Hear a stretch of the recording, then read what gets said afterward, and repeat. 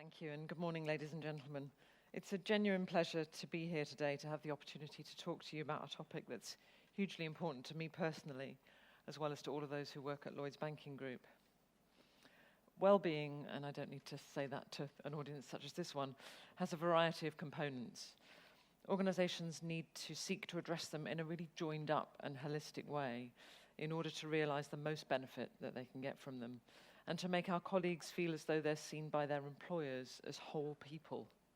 This clearly includes physical health, but also financial health, for example, and you'll hear a little more in one of the breakout sessions about what we're doing to support our staff and customers in relation to their financial health.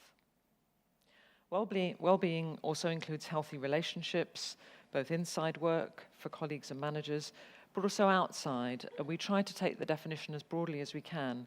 So, for instance, we've been working for several years at Lloyds on better supporting both our colleagues and our customers who are experiencing domestic abuse.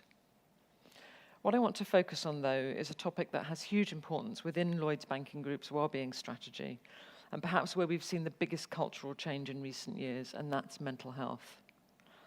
The business case, as we all know, for taking action on mental health is completely overwhelming. One figure jumped out at me from the Thriving at Work report that Paul Farmer and Dennis Stevenson wrote towards the end of 2017. The report concluded that there's an annual cost to the economy of £99 billion per year for mental health. That's a staggering number. If we can get together to tackle that issue, it won't only make a big difference to the productivity and prosperity of the country, but crucially to the lives that people are living within it. At Lloyds Banking Group, our purpose and our publicly stated ambition is to help Britain prosper. Investing in the well-being of our staff is really critical to being able to achieve that ambition. We, and many of you in this room, have recognised for some time that there's a shift in mindset which is needed amongst employers when it comes to mental health. We need to move away from thinking that recognises that we have physical challenges to thinking that recognises that we both have physical health and mental health. And when it comes to mental health, we can fluctuate just as we can in relation to our physical health. We can fluctuate from thriving and struggling to being in a really good place. In the financial services sector, and perhaps more widely in the business economy, we've historically had a really poor understanding of mental health and personal resilience.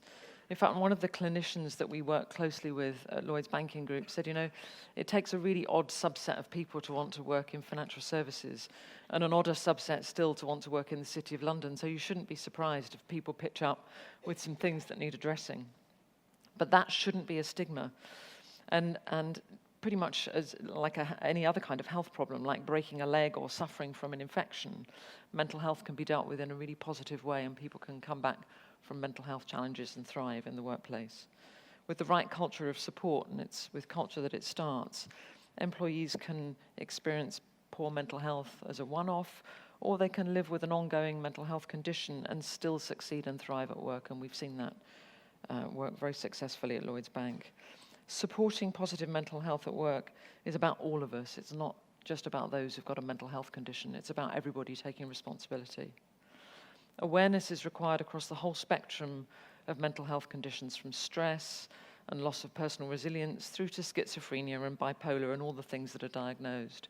So it's a mindset that we're seeking to adopt and embed in Lloyds, that people can thrive with mental health challenges in the workplace. We've done this by taking a really strategic approach, and one that I hope can be really helpful to others, not just because of some of the things that we've done well, but because of some of the issues that we've had along the way, and we hope that we've solved some of them. We're still in our infancy, but we're proud to have made some inroads. Most importantly, our approach has been really based on talking to colleagues and learning about the actions that will actually make a positive difference, because nobody's got the monopoly on wisdom here. We'd traditionally, as an organisation, taken a very old-fashioned approach, and we'd focused on colleagues with clinically diagnosed conditions, and we were quite good at making adjustments for people who had disclosed that they were schizophrenic. We had good policies in place. But when we talked to our colleagues a number of years ago, we were hearing repeated stories of colleagues who weren't feeling well supported and weren't even feeling able to talk about their mental health issues at work. And we were finding that colleagues were experiencing severe anxiety, grief, sleep deprivation, low self-esteem, things that weren't necessarily diagnosed but which were causing them to really struggle at work. As a result of our findings, we've developed a new approach which focuses on that kind of spectrum of mental health, from everyday well-being through to clinically diagnosed conditions. And we're trying hard to focus on prevention as well as focusing on people who need support. Our whole executive team, and I think it's been really important that it started at the top, including our CEO and me, have personally been involved in something called the Optimal Leadership Resilience Programme. This is designed to help senior leaders at Lloyds to understand themselves and their own bodies better, and to put in place actions that help them build personal resilience across all the dimensions of psychological resilience, physiological resilience, and social resilience, with all of those aspects featuring really strongly in our programs. The program focuses on things like nutrition, on heart monitoring to understand when your heart's under stress, sleep management, mindfulness, psychological testing, understanding what makes your colleagues tick, understanding what it takes to get the best out of people who present in different ways in the organisation. And after successfully taking the Group Executive Committee, which is 14 people, through this programme, and then our top 200 leaders, we've been rolling it out to the top 2,000 with more to come, with the aim that across the whole organisation, which numbers more than 70,000 people, there should have been access to that kind of support in the fullness of time. During 2017, we launched a whole new set of mental health training modules available to every single colleague, and over half the workforce, about 40,000 colleagues, have completed those, with a new module for our customer-facing colleagues being launched later this year, because whilst it's important to get things right for Lloyds Bank, it's also important to figure out how we can support our customers. And we've got 30 million of those, so as you start to think about the impact that we can have in the UK more broadly as we reach out to our customers, it's very powerful. Last year, we increased the amount of cover available to colleagues through our private medical benefit for their mental health conditions, and we've made it equal with the financial support that's available for physical conditions. We talk about a parity of esteem. What's been very powerful for many colleagues has been the simple step of creating a platform and an open and encouraging environment for people to talk about their experiences without fear of judgment. Over the past few years, we've published stories on our group news site, so that thing that comes up when you log in the morning, with even very senior colleagues talking about their mental health conditions. And actually, it's been extremely powerful when people who hold down really big jobs in our organisation have come forward and have talked about some of the challenges that they've had, that they've managed to find a way of dealing with, and they've become really important role models for other colleagues in the organisation. We've carried on down that route, and last year we launched a social media style competition for colleagues to share their top tips for improving mental well-being at work, and that continues to be a live conversation today. More than 2,000 of our colleagues shared entries, which included simple things like understanding nutrition, getting enough sleep, or simply having a walk during lunch breaks. And our own chief executive, who went off with stress, one of the first FTSE chief executives to confess in 2011 to being really challenged, spent a couple of weeks in the Priory. He's very open about it, simply sleeping. And his really big thing is about the importance of getting a good night's sleep. So I'll never hear anything from him after 9 o'clock in the evening. He's long since kind of checked out, and he never opens emails before 7:30 the next morning. It just doesn't happen, because that gap between 9 o'clock and 7:30 is the gap within which he'll get a decent night's sleep, and his view is that he can take on most things if he's well rested and his brain's done its filing and all those things that sleep is really important for. In 2018, we launched a partnership with Headspace, and as I was wandering around earlier, I actually heard a number of you already talking about Headspace. So most of you will know that it's a really great meditation app, and we've been providing that to colleagues with access to mindfulness modules, which cover a whole range of topics from stress to self-esteem. And that's backed up, as it always should be, by very specific support for colleagues with mental health conditions, including an employee support line, which refers colleagues to the relevant professional support. So we're not trying to pretend that we can fix everything within the organisation. We need to make sure that professional support is really well signposted for those who need it. Now, there's an awful lot still to do, but I'm delighted to say that the activity that we've been involved with so far has led to some really great measurable progress. So in common with many of you in this room, we do a twice-yearly colleague engagement survey.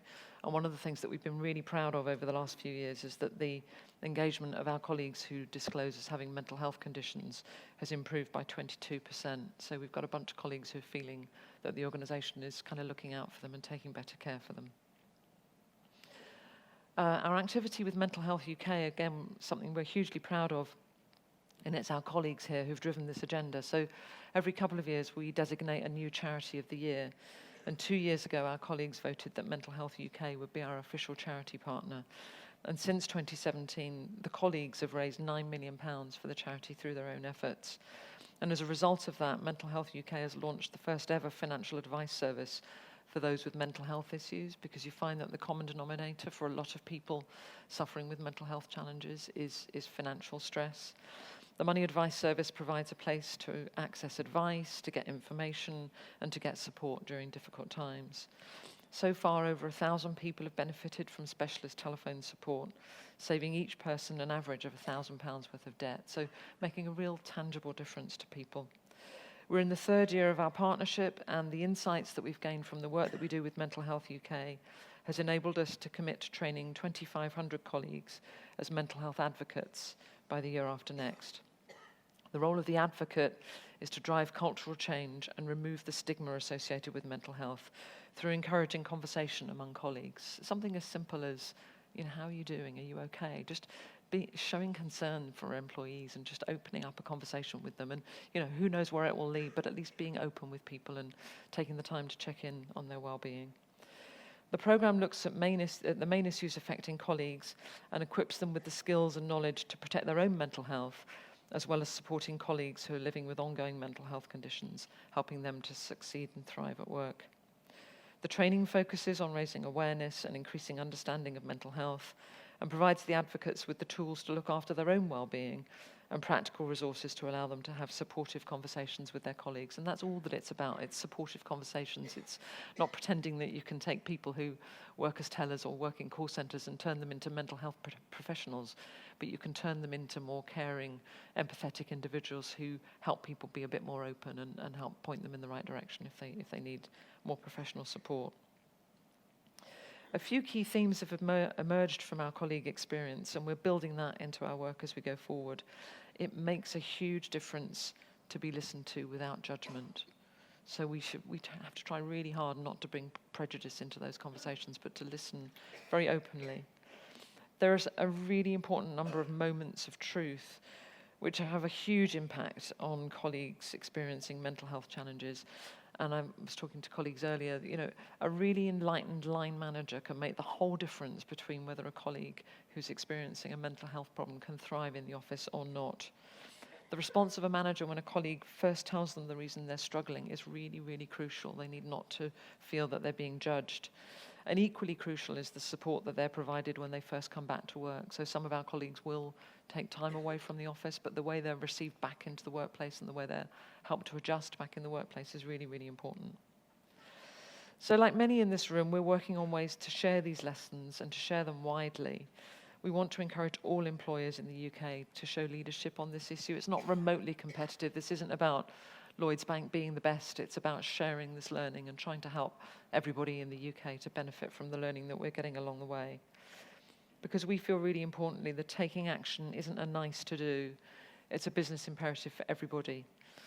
As employers, we have a real opportunity to change the way people think about well-being and specifically about mental health.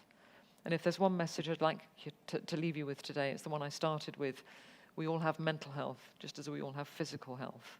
And with the right support, we can help our people to thrive. Thank you.